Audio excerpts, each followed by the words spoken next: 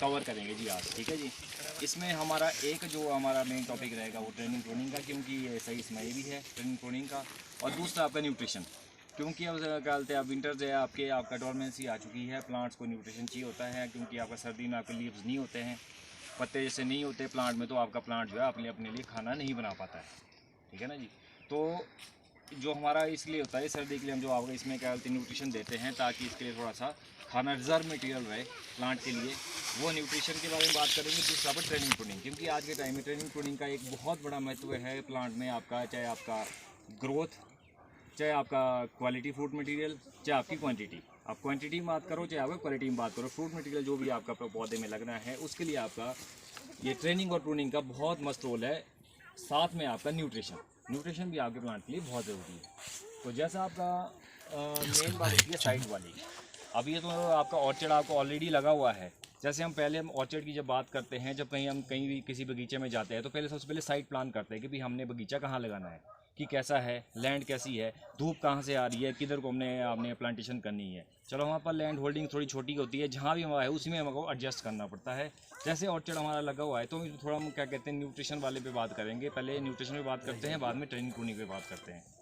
तो न्यूट्रिशन की जैसे बात करते हैं, तो न्यूट्रिशन में हमारा क्या होता है, नाइट्रोजन, फॉस्फोरस और पोटाशियम, ये सबसे पहले तीन जो सबसे मेन जो आपके न्यूट्रिएंट्स होते हैं, ये प्लांट के लिए सबसे ज़रूरी होते हैं, ठीक है जी। उसके बाद हमारे थोड़े जो माइक्रो न्यूट्रिएंट्स आते हैं, जिसमें आपका जिंक, मॉलिब्डेनम, आपका बोरोन आता है, आयरन आता है, ये आपका कैल्शियम आता है, ये सारे हैं थोड़े आपके माइनर न्यूट्रिएंट्स में आते हैं, जिनकी प्लांट को थोड़े कम उसमें ज़रूरत होती है। आपका NPK जो होता है वो आपका मेन न्यूट्रिशन है, जिनका आपको प्लांट को सबसे ज़्यादा ज़रूरत होती है। नाइट्रोजन है, नाइट्रोजन का जो पहले हम कैन देते थे, ठीक है जी, अब कैन बैन हो चुकी है, अब हम यूरिया देते हैं या तो हम कैल्शियम नाइट्रेट के उसमें फॉर्म में देते हैं। तो आपको सबसे पहले जब भी आप कोई भी आप न्यूट्रेंट आपके अपने प्लांट में डालते हैं, आपको सबसे पहले आपको ये पता होना चाहिए कि आपके प्लांट का सॉइल हेल्थ कैसी है आपकी। तो सबसे पहले कभी भी नया आपका न्यूट्रिशन देने से पहले एटलीस्ट आपको एक बार अपनी सॉइल की आपको जांच करनी चाहिए कि नाइट्रोजन आपके सॉइल में कौन सा आपका जो आपका कोई भी न्यूट्रेंट है वो कितना है। अगर अधिक है तो आपको डालने की ज़रूरत नहीं होती है, अगर कम है तो आपको उसको ज़्यादा डालने की आवश्यकता होती है। जो हमारा एक शेड्यूल आता है, जैसे नॉन यूनिवर्सिटी है जो हमारी, वहाँ पर रिसर्च डेवलपमेंट का काम होता है और हमारा काम डिसेमिनेशन का है। यूनिवर्सिटी आपका कोई भी काम करती है, कोई भी टेक्नोलॉजी आपकी फ्रेम करती है, उसको हमारा जो हॉर्टिकल्चर डिपार्टमेंट का काम होता है उसको फार्मर तक पहुँचाना, डिसेमिनेशन। तो जैसे यूनिवर्सिटी का एक शेड्यूल बना है, जैसे आपका मेनली आपके जैसे NPK की बात करता हूँ, तो जो एक पुराना फ्रेमवर्क है वो आपका 70-35-70 वाला चलता है सिस्टम। 70 ग्राम आपका नाइट्रोजन, 35 ग्राम आपका फॉस्फोरस और 70 ग्राम आपका पोटाशियम, वो 1 साल के पौधे के लिए।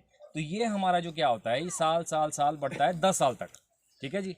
10 साल तक ये चलता है और 10 साल के बाद जब भी आपका प्लांट जितने साल तक आपका ग्रो करता है, तब तक ये प्लांट आपका जो न्यूट्रिशन है वो आपका उतना ही रहता है। इसको हम फिर बढ़ाते ही नहीं है 10 साल के बाद, ठीक है जी। ये फिक्स हो जाता है कल 10 साल तक। तो उस टाइम क्या होता है, 700 ग्राम नाइट्रोजन हो जाती है, 350 ग्राम का फॉस्फोरस होता है और आपका 700 ग्राम ही आपका पोटाशियम होता है। फिर मेन बात आपकी ये आती है कि आपने देना किस फॉर्म में, कि आप किस फॉर्म में आप नाइट्रोजन दे रहे हैं, किस फॉर्म में आप पोटाशियम दे रहे हैं, किस फॉर्म में आप फॉस्फोरस दे रहे हैं। जैसे हम 3 न्यूट्रिएंट्स की बात करते हैं, तो इसमें जैसे आपका हम पहले हम फॉस्फोरस लेते हैं। फॉस्फोरस में क्या है कि आपका जो हिमाचल है, हिमाचल की जो मैक्सिमम सॉइल है उसमें फॉस्फोरस कंटेंट थोड़ा ज़्यादा है, तो फॉस्फोरस आपका हर साल देने की आवश्यकता नहीं रहती है। दूसरा आपका ये होता है कि हम ऐसे नहीं बोल सकते सॉइल को देख के, तो न्यूट्रिएंट अभी एक बार जांच कराने के बाद ही हम बोल पाएंगे कि भाई आपको देना है कितना नहीं देना है। तो नाइट्रोजन और आपका पोटाशियम ये दोनों बहुत ज़रूरी है। नाइट्रोजन का जो मेन काम होता है प्लांट में वेजिटेटिव, 2 चीज़ होती है आपका, एक वेजिटेटिव ग्रोथ, एक रिप्रोडक्टिव ग्रोथ। प्लांट आपका पहले इनिशियल स्टेज में पहले आपका निकलते वेजिटेटिव ग्रोथ में आता है। जैसे हम हमारे पुराने जो कमर्शियल वैराइटीज़ हमारे रॉयल थी, जैसे पहले गोल्डन है, रेड गोल्डन है, जो हमारी जो प्लांट आपके बड़े जाते हैं, विगस जो प्लांट्स होते हैं। पर आज का ट्रेंड थोड़ा चेंज हो गया है, जो हम हाई डेंसिटी प्लांटेशन पे जा रहे हैं, तो हम क्या कर रहे हैं, स्पर टाइप वैराइटीज़ लगा रहे हैं। तो स्पर टाइप वैराइटीज़ में क्या होता है, उसमें थोड़ा अर्ली आती है आपकी, प्रिकॉसिटी उसमें ज़्यादा होती है। तो मतलब प्रिकॉसिटी मतलब आपका अर्लीस्ट स्टेजेस में आपका फ्रूट देना स्टार्ट कर लेता है। तो रॉयल में क्या होता है, हम पहले प्लांट को बनाते थे 5, 6, 7, 8 साल तक हम पहले प्लांट को डेवलप करते हैं, उसके बाद हम जो है उसमें फ्रूटिंग स्पर्स जो है हम डेवलप करने स्टार्ट करते हैं। तो प्लांट का भी एक सिस्टम होता है, तो उसमें 2 चीज़ होती है, वेजिटेटिव, जैसे ह्यूमन बीइंग होता है सेम वैसे ही है। एक वेजिटेटिव ग्रोथ, 1 साल तक आप पहले ग्रोथ करते हैं, उसके बाद आपका फ्रूटिंग में जाते हैं। जब फ्रूटिंग में जब हम जाना स्टार्ट करते हैं तो उसके बाद क्या होता है, प्लांट की ग्रोथ जो है आपकी, उसमें आपका जो न्यूट्रिशन होता है वो बंट जाता है। ग्रोथ के लिए भी आधा आपका ग्रोथ के लिए जाता है न्यूट्रिशन, आधा आपका इसके लिए फ्रूट, आपका जो फ्रूट बर्ड्स तैयार होते हैं फ्रूटिंग के लिए आपका जाता है। तो नाइट्रोजन आपका वेजिटेटिव ग्रोथ के लिए बहुत ज़रूरी है। तो आज के टाइम में जैसे हम या तो कैल्शियम नाइट्रेट या आपका ये यूरिया, अगर आप यूज़ करते हैं आप नाइट्रोजन देने के लिए, तो उसमें क्या होता है, यूरिया क्या होता है, यूरिया थोड़ा सॉइल के लिए क्या होता है, वो थोड़ा खुश्क बना देता है सॉइल को, ठीक है जी।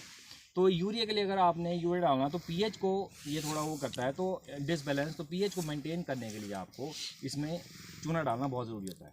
और चूना आपका सबसे बेस्ट होता है कि जब आपका बर्फ़ पड़ती है या आपके विंटर जब आते हैं उससे पहले अगर आपका चूना पड़ जाए, उसका बर्फ़ पड़ती है, तो आपका सबसे बेस्ट टाइम है आपका चूना, आपका लाइमिंग का, ठीक है जी। और आपका जो पोटाशियम है फ्रूट में, आपका फ्रूट पैड की डेवलपमेंट है, और आपका जो पिगमेंट एंथोसियानिन जो पिगमेंट होता है जो आपका फ्रूट में जिससे कलरेशन आती है, उस पिगमेंट को जो डेवलप करने के लिए जो उसके लिए एंजाइमेटिक एक्टिविटीज़ होती है, उसके लिए पोटाशियम का बहुत बड़ा रोल होता है। तो इसीलिए हम कहते हैं कि अब देखो, पहले देखो, अब आज का ट्रेंड क्या चेंज हो गया, अब क्या होता है, पोटाशियम की स्प्रे भी करते हैं, जबकि आज से पहले ये ट्रेंड नहीं था कि हम पोटाशियम की स्प्रे करते हैं। पोटाशियम की हम स्प्रे करते हैं किस वजह से करते हैं, कलर डेवलपमेंट के लिए। बाज़ार में कहीं तो आपके जो दुकानदार है जो आपके बेचते भी है, वो तो कई बार यही बोलते हैं हाँ भाई कलर स्प्रे के उसमें आप इसको वही कहते हैं पोटाश आप स्प्रे करो तो आपके कलर के लिए वो करता है। तो वो ठीक है, सिस्टमेटिकली आपका धीरे धीरे आपका स्लो उसमें करता है वो कलर डेवलपमेंट आपका, जैसे आपका दूसरे वाली कलर स्प्रे होती है उससे थोड़ा हट के। तो पोटाश आपका बहुत ज़रूरी होता है आपका कलर डेवलपमेंट के लिए, क्योंकि एंजाइम जो आपके एंथोसियानिन जो पिगमेंट है उसको जो एक्टिविटी जो आपके जो तेज़ करनी है, फास्ट करनी है, जो आपका कलर के लिए जो आपका पिगमेंट बनेगा उसके लिए आपका बहुत ज़रूरी है कि आपका पोटाश उसके लिए बहुत ज़रूरी है। उसके बाद क्या है दूसरा आपका, और दूसरी चीज़ ये है कि आपके जो NPK जो 3 आप न्यूट्रिशन आप देते हैं सबसे बड़े, तो अगर इनका ये भी देखना है कि ये डिसबैलेंस नहीं होना चाहिए, कम है ग्रोथ में फ़र्क पड़ता है, अगर ये ज़्यादा है उससे भी आपके प्लांट में इसका उल्टा इफेक्ट पड़ता है हमेशा। ये चीज़ भी आपने ध्यान देनी है। अगर आप नाइट्रोजन ज़्यादा देंगे उससे भी फ़र्क पड़ता है, पोटाश ज़्यादा देंगे उससे भी फ़र्क पड़ता है, आपके प्लांट में उल्टा इफेक्ट पड़ता है। तो जैसे नाइट्रोजन अगर आपने ज़्यादा दे दी, कभी नोटिस किया हो किसी ने कि जो छोटे पौधे हमारे होते हैं अगर उसमें गलती से कभी नाइट्रोजन ज़्यादा जाती है तो उससे क्या होता है, पत्ते आपके जल जाते हैं। नाइट्रोजन आपका इसलिए वो भी ज़्यादा नहीं चाहिए। पोटाश है, पोटाश का एक दूसरा है कि अगर पोटाश आप ज़्यादा देते हैं तो पोटाश से क्या होता है, मेटाबॉलिक एक्टिविटीज़ कई बार आपकी वो होती है, और ये बीटर पीट के लिए भी एक वो होता है कि जिससे कैल्शियम जो होता है डाउन हो जाता है।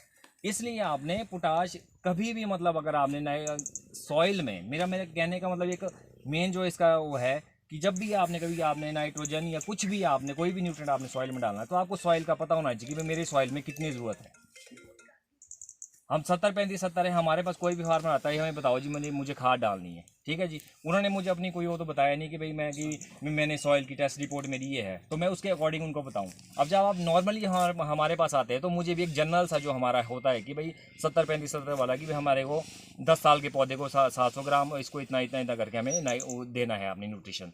तो वो उस चीज़ के लिए कोई एक्सेस या कम, दोनों चीज़ों का हमें बैलेंस बना के रखना है जिससे आगे प्लांट ग्रोथ में हेल्प मिलती है। तो ये है आपका न्यूट्रिशन के बारे में। तो जो बाकी आपके दूसरे माइक्रो न्यूट्रिएंट है, माइक्रो न्यूट्रिएंट में आपके जैसे आपका कैल्शियम है, बोरोन है, इनका क्या होता है, जो न्यूट्रिएंट्स होते हैं ऑलरेडी हमारे सॉइल में वैसे तो सारे प्रेजेंट होते हैं, तो जो माइक्रो न्यूट्रिएंट क्या होते हैं उसकी हमारे प्लांट को बहुत ही कम मात्रा में ज़रूरत पड़ती है। तो आज का जो क्या है, अब हम फार्मर क्या होता है 1 या 2 स्प्रे आपका माइक्रो न्यूट्रिएंट का करता ही है, जैसे आप एग्रोमिन करते हैं या मल्टीप्लेक्स करते हैं जिसमें आगे माइक्रो न्यूट्रिएंट ऑलरेडी प्रेजेंट होते हैं, तो उनकी कई बार हमारे को क्या पड़ता है ज़रूरत नहीं पड़ती है।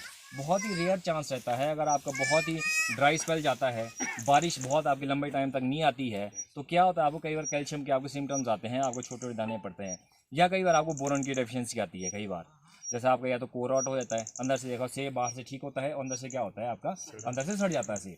तो कई बार और तीसरा आपका रस्टिंग होती है, ठीक है जी। रस्टिंग में भी ये भी नहीं हम बोल सकते कि भाई वो मेनली आपका बोरोन की ही डेफिशिएंसी है कि जिस वजह से आपको रस्टिंग हो रही है।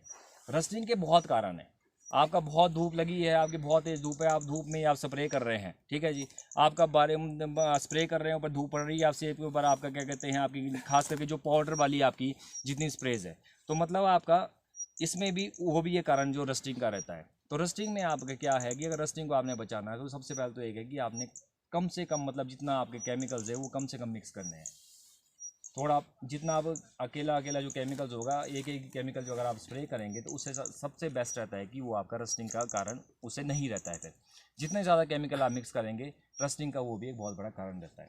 तो इसलिए आपका माइक्रो न्यूट्रिएंट्स जो होते हैं आपके, ये भी 1 या 2 आप स्प्रे कर लेते हैं तो कोई एनफ है वो आपका। और दूसरा आपका कैल्शियम है। कैल्शियम जैसे अगर आपको कोई शेल्फ लाइफ को इंक्रीज़ करने के लिए होता है, और कई लोगों में ये बड़ी भ्रांति भी है कि अगर हम कैल्शियम की स्प्रे करते हैं तो उससे क्या होता है, साइज़ चेक हो जाता है। ये नहीं है, न्यूट्रेंट है। आपने ये भी देखा होगा कोई भी न्यूट्रेंट होता है कभी वो साइज़ चेक नहीं करता है। आपके घर में बच्चे होते हैं, हम लोग भी हैं, बचपन में क्या होता है, बच्चे को दूध ही पिलाया जाता है, ठीक है ना जी। दूध में क्या होता है, मेन कैल्शियम होता है। क्या बोलते हैं, हड्डियाँ स्ट्रांग होती है। अगर तो फिर तो अगर हमने बचपन में अगर बच्चे को दूध ही पिलाया तो बच्चा कहीं बड़ा ही नहीं होगा, उतना ही रहेगा फिर, ठीक है ना जी। इसलिए ये कोई भी कॉन्सेप्ट नहीं है। लोग बोलते हैं कि कैल्शियम में साइज चेक होता है, साइज नहीं चेक होता है। सॉलिडिटी आती है, थोड़ा आपका सेब जो है कठोर बनता है। शेल्फ लाइफ को इंक्रीज़ करने के लिए आप कैल्शियम को आप यूज़ कर सकते हैं। ये न्यूट्रिएंट्स का यही है। तो इसमें न्यूट्रिएंट्स आपके यही सारे हैं। बाकी आपका इसके अलावा कोई ऐसा कोई एक्स्ट्रा कोई न्यूट्रिएंट आपके प्लांट में डालने की जरूरत नहीं होती है। बाकी आपके ग्रोथ पे डिपेंड करता है। पर न्यूट्रिशन के लिए मेन ये है कि आपको साल में एक बार सॉइल, आपको जब आपके प्लांट आप क्या कहते हैं, आप सेब जब आप तोड़ लेते हैं, हार्वेस्टिंग कर लेते हैं, हार्वेस्टिंग के टाइम क्या होता है, जितना भी आपने उसमें न्यूट्रिशन दिया होता है प्लांट में, सारा जो क्या होता है प्लांट देता है।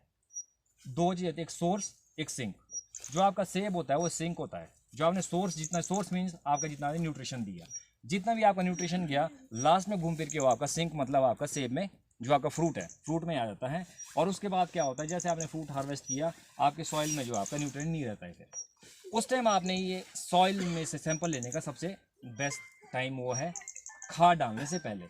उस टाइम अपना सॉइल सैंपल आपको साल में एक बार ले लेना चाहिए। 1000-1500 रुपये लगते हैं आज के टाइम में, कोई ज़्यादा महंगा नहीं है। और जगह जगह पे आपके छोटे छोटे लैब्स भी खुल गए हैं। उसका हल्का सा मतलब 19-20 रहता है, मतलब वो आपका न्यूट्रिशन का। लेकिन ये कि आपको एक रेंज सी बता देते हैं कि भाई आपको आइडिया सा कि भाई हमारे सॉइल में किस चीज़ की कमी है, किसकी नहीं है। अगर आप उसको सॉइल टेस्ट करने के बाद अगर आप न्यूट्रिशन डालते हैं तो ज़रूरत नहीं है कि आपको हर साल ही अगर आपके बगीचे में आप देखते हैं कि मेरा बगीचा इतना है, 20 में मेरे बगीचे में जो है मेरे को 10 कट्टे जो है आपके यूरिया के लगते हैं, 5 मुझे पोटाश के लगते हैं। तो ज़रूरी नहीं है कि आपको हर साल 10 कट्टे और 5 कट्टे ही लगे। अगर आपके सॉइल में वो चीज़ है तो आपका ज़रूरत हो सकता है कि आपको 5 कट्टे और 2 कट्टे ही लगे। इसलिए आपको सॉइल टेस्ट हर साल करानी चाहिए। वो सबसे ज़रूरी है सॉइल टेस्ट कराना। सॉइल टेस्ट कराने के बाद ही हमें न्यूट्रिशन देना चाहिए, ये सबसे ज़रूरी है, ठीक है ना जी। तो ये है न्यूट्रिशन वाली बात। और यूरिया और थोड़ी उसकी बात कर लेता हूँ, कैल्शियम नाइट्रेट की। जो कोई भी खाद आप डालते हैं ईजी है, कोई ज़्यादा नहीं है, इसके लिए हमारे से पूछने की आवश्यकता नहीं होती है। तो जैसे मैं 70-35-70 की बात कर रहा हूँ आपको, जो यूरिया होता है, यूरिया में आपका 46% नाइट्रोजन होती है, 46%। कैल्शियम नाइट्रेट है, कैल्शियम नाइट्रेट में आपका 15% नाइट्रोजन होती है। तो 15% नाइट्रोजन का मतलब आपने क्या लिया कि मतलब अगर आपने 1 किलो अगर आपने कैल्शियम नाइट्रेट डाला तो उससे आपके पौधे को सिर्फ आपको कितना मिला, 150 ग्राम, ठीक है ना जी। तो हमने बोला है कि आपने 10 साल के पौधे को 700 ग्राम देनी है, तो 15-5-75, तो आपको 5 किलो आपको कम से कम कैल्शियम नाइट्रेट डालनी पड़ेगी, ठीक है जी। थोड़ा ये कॉस्टली रहता है, हमें वो भी देखना है कि हमें कॉस्टली वो इफेक्टिवनेस भी देखनी है कि भी ऐसा ना हो कि हम कोई बहुत ही महंगा काम करें। तो आप इसको 1 साल वो भी कर सकते हैं कि भी 1 साल आप कैल्शियम नाइट्रेट डाल दो और उसके साथ आप नेक्स्ट ईयर आप यूरिया डाल दो। रेगुलरली आप एक फर्टिलाइजर यूज़ भी ना करो, पर यूरिया के साथ क्या है, आपको फिर आपको ये लाइमिंग आपको ज़रूरी करनी है। यूरिया में आप 46 डालते हैं तो आपका 1.25 किलो आप 1.5 किलो डालेंगे तो आपका 700 ग्राम जो आपकी ज़रूरत है वो आपकी पूरी हो जाती है। वैसे ही आपका 15-15-15 है, 19-19 है। जैसे ये वाली निकलते हैं आपके फर्टिलाइजर्स है, कोई लोग उनको भी यूज़ करते हैं, ठीक है, आप उनको यूज़ कीजिए। लेकिन मतलब कभी भी कोई भी आपने अगर कोई भी न्यूट्रिशन अगर आपने अपने सॉइल में डालना है तो आपको एटलीस्ट ये पता होना चाहिए कि भाई मैं जो आपका न्यूट्रिशन सॉइल में डाल रहा हूँ उससे मेरे पौधों को कितना पोटाश मिल रहा है, कितना फॉस्फोरस, मतलब कोई भी न्यूट्रिएंट मेरे पौधे को कितना मिल रहा है। ऐसा ना हो कि आप एक चीज़ आप एक्सेस में डाल रहे हैं, दूसरी चीज़ को आप कम कर रहे हैं। क्योंकि हर जितने भी आपके न्यूट्रिएंट्स होते हैं उसमें एक एलिमेंट अगर आपका बढ़ता है तो वो दूसरे को घटाता है, ये हमेशा रहता है। इसलिए बैलेंस बनाना बहुत ज़रूरी है। ये न्यूट्रिशन की बात है। इसके बाद हम थोड़ा इसकी बात करेंगे ट्रेनिंग प्रूनिंग की, ये आपको धांटा जी बताएंगे। अगर न्यूट्रिशन के बारे में अगर किसी ने बताना है, पूछना है, तो वही पूछ सकते हैं कि न्यूट्रिशन में कैसा है, क्या है, कब करना है, कैसे करना है। अगर उसके बारे में कोई पूछना चाहता है, कोई क्वेश्चन, तो पूछ सकते हैं। बाकी हमारा भी चला रहेगा साथ में, ये ट्रेनिंग प्रूनिंग भी चलेगी। तो उसके साथ अगर आप कोई भी क्वेश्चन हो आप साथ साथ पूछते रहिए, हम आपको सारा क्लैरिफाई करते हैं। हमारा एक तो ये था कि जैसे न्यूट्रिशन की चलो ठीक है, हमारे जैसे सॉइल टेस्टिंग के बारे में कोई प्रॉब्लम आती है कि भाई हमारे को सॉइल टेस्टिंग के लिए क्या पॉसिबल ऐसा हो सकता है कि जो हमारे जो ये टाइम होता है दिसंबर मंथ का, जो जैसे सॉइलिंग जो टेस्ट जो प्रॉपर टाइम क्या रहता है कि भाई जैसे हमारे पंचायत में या तो हमारे को 3 डेज मंथ का दिया जाए जिसमें हम सॉइल टेस्ट हम वहाँ पे करवाए, या फिर जुबल जहाँ भी आप ऐसा पॉसिबल हो सकता है सर ये देखिए, फार्मर मतलब वहाँ पे इजीली पहुँच सके। सर सॉइल टेस्ट का ऐसा है, सॉइल टेस्ट जो हमारा उद्यान विभाग है, हॉर्टिकल्चर डिपार्टमेंट, हम लोग लीफ टेस्टिंग करते हैं। ठीक है जी, लीफ टेस्टिंग में हम लोग मेनली NPK का बताते हैं कि भाई आपके प्लांट्स में क्या है। उसका मेन टाइम आपका 15 जुलाई से आपका 1 अगस्त के बीच का रहता है, जब आपने लीफ सैंपल लेने हैं। और जो लीफ सैंपल आपने लेने हैं, आपने ग्रोथ में क्या करना है, जो आपका टहना जो आपकी ग्रोथ है उसमें ना ही आपने टिप के पत्ते लेने हैं, ना ही आपने पीछे के, सेंटर के आपने लीव्स लेने हैं, 40 से 50 लीव्स लेने हैं, और वो अभी बिल्कुल साफ पत्ते जिसमें बीमारी ना हो, वो आप हमारे को लीव्स दे सकते हैं 15 से उसके बीच। आप वो तो हमारे हर साल करते हैं। और जो सॉइल टेस्टिंग है, सॉइल टेस्टिंग करते हैं एग्रीकल्चर डिपार्टमेंट। ठीक है जी, तो आप सॉइल का सैंपल आप लेके कभी भी एग्रीकल्चर डिपार्टमेंट में दे सकते हैं। दूसरा क्या है आपका, लैब्स खुली है, प्राइवेट लैब्स। तीसरा क्या है आपका, नॉन यूनिवर्सिटी जो है।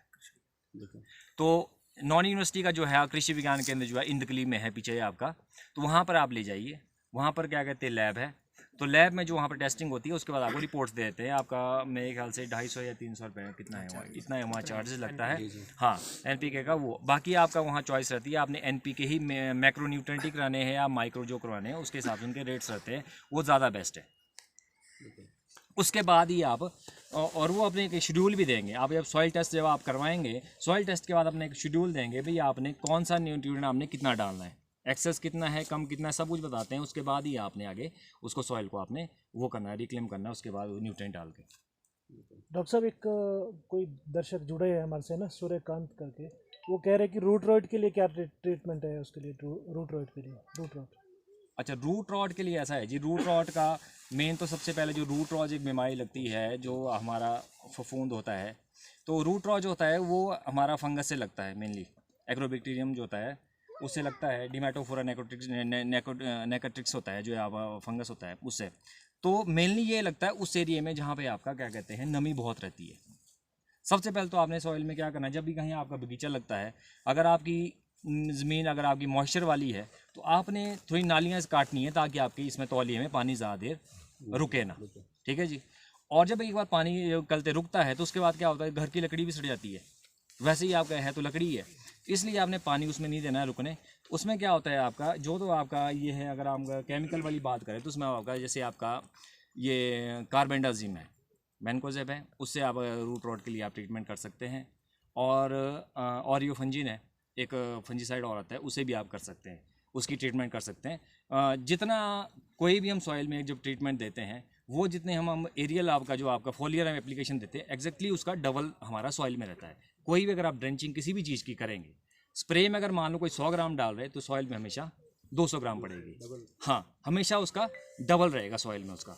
तो आपने उसकी ड्रेंचिंग करनी है। और रूट रॉट और आपका कॉलर रॉट, इसमें कभी भी कंफ्यूज ना हो, क्योंकि कॉलर रॉड के लिए आप कभी भी आपका कार्बेंडाजिम कभी आपने यूज़ नहीं करना है। कॉलर रॉड के लिए आप मैनकोजेब यूज़ करेंगे।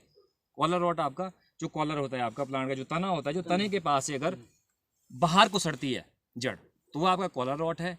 अगर आपकी जड़ बाहर से अंदर को सड़ के आती है तो वो आपका रूट रॉड है। रूट रॉड में आपका कार्बेंडाजिम यूज़ होगा और आपका कॉलर रॉड में आपका मैनकोजेब यूज़ होगा हमेशा ट्रीटमेंट के लिए। डॉक्टर साहब, एक और बात है, जैसे हार्वेस्टिंग के टाइम हमने खाद डाली, हाँ जी, तो अब आज हमारे को कब डालनी चाहिए खादें? हार्वेस्टिंग के दौरान तो हमने डाला, नाइट्रोजन भी डाला और आपका आपने जैसे 15-15-15 डाला, तो अब हमारे को क्या एडवाइस करेंगे आपके, हमारे को कब डालनी चाहिए खाद? सर ऐसा है, अभी आजकल क्या है, अभी आपका जो टाइम है, इस टाइम जो दिसंबर का महीना है, इस टाइम आप एक तो आपके जो क्या कहते हैं तने हैं, इसमें आप पेस्ट का जो आपका चूना लगाते हैं वो लगा दो आप। बाकी आपने क्या करना है, अभी आपने कुछ नहीं डालना है। जो आपका ये फार्म मैन्योर वगैरह जो गोबर वगैरह डालते हैं आप वो डाल दो, वो डाल सकते हैं। उसके बाद आपका तौलिया वगैरह जो बना दो आप। पर जो कि आपका ये पोटाश है, आपका फॉस्फोरस है, तो वो आप जनवरी महीने में 15 के आसपास, 15 या 20 के आसपास, ताकि जो आपका जिस तरह हमारा क्या कहते हैं आपके फ्लावरिंग होनी है, फ्लावरिंग से हमारा कुछ टाइम पहले, मतलब डेढ़ का महीना पहले, उससे पहले हमारा जो है न्यूट्रिशन उसमें हो, क्योंकि स्लो रिलीज फर्टिलाइजर होते हैं, धीरे धीरे आपका प्लांट को आपका मिलते हैं। और जो आपका नाइट्रोजन है, नाइट्रोजन आपने आपका जब आपका ये क्या कहते हैं आपका फूल आता है, अब आपको अपने बगीचे का सबको आइडिया होता है कि मेरा फूल लगभग किस टाइम आता है। तो वैसे तो हम नाइट्रोजन बोलते हैं कि 2 स्प्लिट डोजेज में डालना है हमेशा, आधा फ्लावरिंग से 10 दिन या 15 दिन पहले, आधा फ्लावरिंग के 10 या 15 दिन बाद। अगर आप नहीं डाल पाते तो आप उससे पहले डाल दो। अगर आप 2 अगर आप कर सकते हो दी बेस्ट है। मतलब आधा डोज आपने फ्लावरिंग से 15 दिन पहले डालना है, आधा डोज आपने जब आगे फ्लावरिंग हो जाती है उसके 15 दिन बाद।